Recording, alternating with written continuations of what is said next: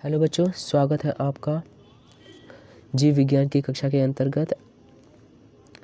पिछले प्रकरण में हमने कोशिका से संबंधित कोशिका कला के बारे में पढ़ा। आज हम केंद्रक के विषय में पढ़ते हैं। केंद्रक अर्थात न्यूक्लियस यह कोशिका का प्रमुख भाग होता है। यह कोशिका के केंद्र में गोलाकार संरचना होती है जो कि केंद्रक कहलाता है। इसकी खोज 1831 में रॉबर्ट ब्राउन ने की थी।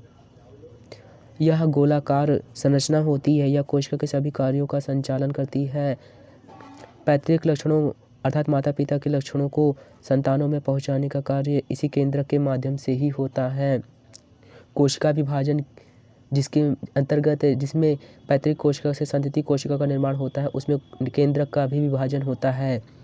दोहरी परत से बनी यह गोलाकार संरचना केंद्रक कला है। अर्थात यह केंद्रक जो कि गोलाकार संरचना है, इसमें सबसे बाहर की ओर जो झिल्लीवत संरचना दिखती है, यह दोहरी परत से बनी हुई है। इसे हम न्यूक्लियर मेम्ब्रेन अर्थात केंद्रक कला कहते हैं। यह न्यूक्लियर मेम्ब्रेन से केंद्रक की सतह बनाती है और इसके बीच बीच में जो छिद्र होते हैं उसे हम न्यूक्लियर पोर कहते हैं। केंद्रक कला में बीच बीच में जो छिद्र होते हैं वह हमारा न्यूक्लियर पोर है। केंद्रक के अंदर का जो द्रव है केंद्रक द्रव है। अर्थात न्यूक्लियर मेम्ब्रेन्स के अंदर जो लिक्विड भरा रहता है न्यूक्लियस में, उसे हम न्यूक्लियोप्लाज्म अर्थात केंद्रक द्रव्य कहते हैं। इसी केंद्रक द्रव्य में धागेनुमा संरचनाएं जो कि रेड कलर से दिखाई गई हैं होती हैं। यह क्रोमैटिन नेटवर्क होते हैं। ये क्रोमैटिन धागे कहलाते हैं। इसी केंद्रक के अंदर भी केंद्रक द्रव्य में एक गोलाकार संरचना होती है जिसे हम केंद्रिका कहते हैं।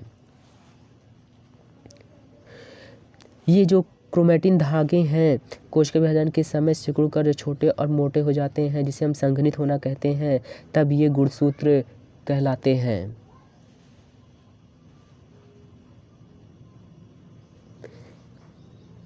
ये जो संरचनाएं हैं ये बहुत लंबी धागेनुमा होती हैं। जब कोशिका का विभाजन होता है तो उससे पूर्व ये क्या होती हैं, सिकुड़कर आकार में छोटे और मोटे हो जाते हैं। तब इन्हें हम गुणसूत्र कहते हैं, क्रोमोसोम कहते हैं। क्रोमोसोम मुख्य रूप से डीएनए और हिस्टोन प्रोटीन से मिलकर बने हुए होते हैं। डीएनए कोशिका निर्माण एवं संगठन की सूचना अपने अंदर संचित रखता है, एकत्र किए हुए रहता है। जीन यह डीएनए का वह भाग है जो विशिष्ट लक्षणों के लिए उत्तरदायी होता है और इसी के माध्यम से लक्षणों का ट्रांसफ़र स्थानांतरण होता है। माता पिता की कोशिकाओं से जनक अर्थात माता पिता अर्थात जनक कोशिकाओं से संतति कोशिकाओं में, माता पिता से बच्चों में जो लक्षण ट्रांसफ़र होते हैं वह इसी जीन के माध्यम से ही होता है। यह फंक्शनल यूनिट ऑफ डीएनए कहलाती है।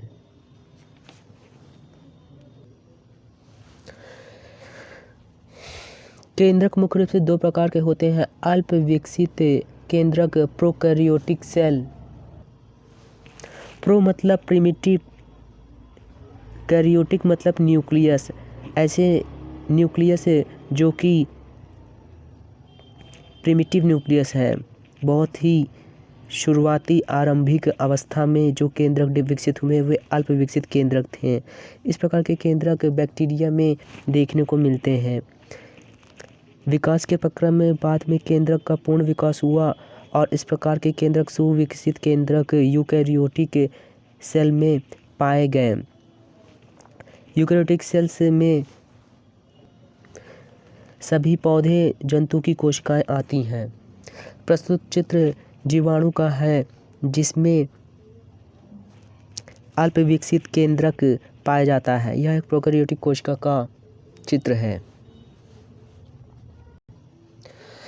इस प्रकार हम प्रोकैरियोटिक सेल और यूकैरियोटिक सेल्स में अंतर कर सकते हैं। प्रोकैरियोटिक सेल में अल्प विकसित केंद्रक पाया जाता है और यूकैरियोटिक सेल्स में पूर्ण विकसित सुविकसित केंद्रक पाया जाता है।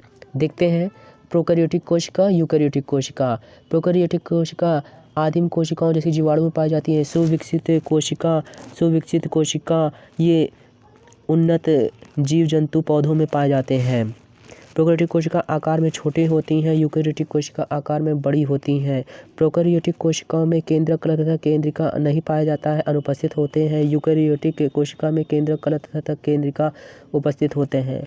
प्रोकैरियोटिक कोशिका में राइबोसोम 70S टाइप का होता है, जबकि यूकेरियोटिक कोशिका में राइबोसोम 80S प्रकार का होता है। प्रोकैरियोटिक कोशिका में दोहरी झिल्ली वाली संरचनाएं, जिन्हें हम कोशिकाएं कहते हैं, नहीं पाई जाती हैं। यूकेरियोटिक कोशिका में दोहरी झिल्ली वाली संरचनाएं, जिन्हें सामान्यतः हम कोशिकाएं कहते हैं, जैसे कि माइटोकॉन्ड्रिया, हरित लवक, अंतर्द्रव्य जालिका, गोल्गी, लाइसोसोम आदि उपस्थित होते हैं। प्रोकैरियोटिक कोशिका के केंद्रक में डीएनए होता है। यूकेरियोटिक कोशिका में केंद्रक में डीएनए होता है, इसके अतिरिक्त हिस्टोन प्रोटीन भी होता है।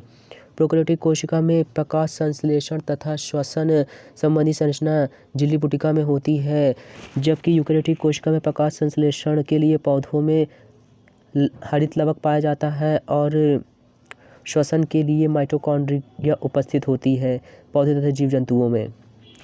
प्रोकैरियोटिक कोशिका में सामान्यतः एक गुणसूत्र होता है, जबकि यूकेरियोटिक कोशिका में एक से अधिक गुणसूत्र होते हैं।